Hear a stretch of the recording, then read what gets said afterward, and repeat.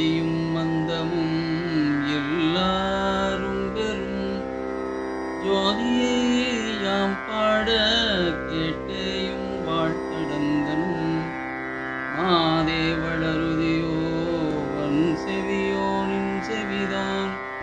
மாதேவன் வார்கடல்கள் வாழ்த்திய வாழ்த்தொலி போய் நீதிவாய் கேட்டலுமே விம்மி விம்மி மெய் மறந்து போதாரமணியின் மேல் நின்றும் புரண்டிங்கன் ஏதேனுமாகாள் கிடந்தாள் என்னே என்னே இதே என் தோழி பரிசேலோர்